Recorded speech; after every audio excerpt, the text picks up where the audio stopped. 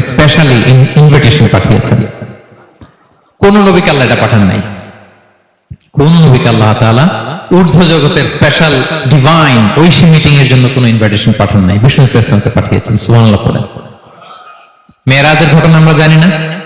আল্লাহ তাআলা সূরাতুল ইসরাতে বলেন, সুবহানাল্লাযী আসরা বিআবদিহি লাইলাম মিনাল মাসজিদিল হারামি ইলাল মাসজিদিল আকসা। মসজিদুল হারাম থেকে আল্লাহ তাআলা বিষ্ণু ইসলামকে মসজিদুল আকসাতে নিয়ে গিয়েছেন। এই ইসরা মেরাজ দুই পার্ট। প্রথমে এটা শুরু হয়েছে মক্কা থেকে, মসজিদুল হারাম থেকে মসজিদুল আকসা পর্যন্ত। মসজিদুল আকসায় উনি একটা স্টেশন দিয়েছেন, তারপর ওখান থেকে ঊর্ধ্ব জগতের কাহিনী শুরু হয়েছে।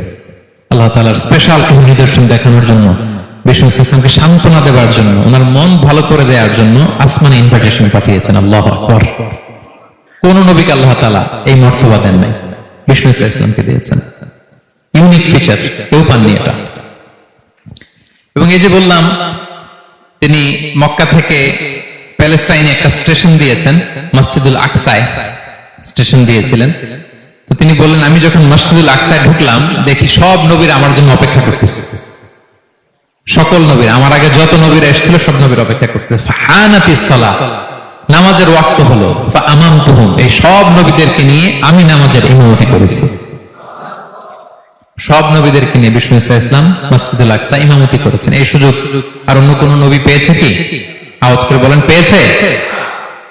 ইউনিক ফিচার বিষ্ণু ইসলামের। মেরাজে গিয়েছেন, ইউনিক ফিচার। সবাইকে নিয়ে ইমামতি করেছেন, ইউনিক ফিচার। বিষ্ণু ইসলামের আরেকটা ইউনিক ফিচার হচ্ছে, উনি ঘুমালে ওনার অজু ভাঙত না। অজু অবস্থায় ঘুমাইলে আবার যদি নামাজ পড়তে চাই, পড়া যাবে? কি করতে হবে? অজু করতে হবে। কিন্তু বিষ্ণু ইসলাম ঘুমালে অজু ভাঙত না।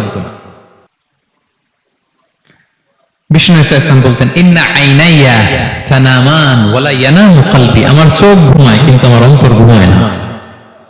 সর্বাবস্থায়, জাগ্রত অবস্থায়, ঘুমন্ত অবস্থায় বিষ্ণু ইসলামের হৃদয় আল্লাহ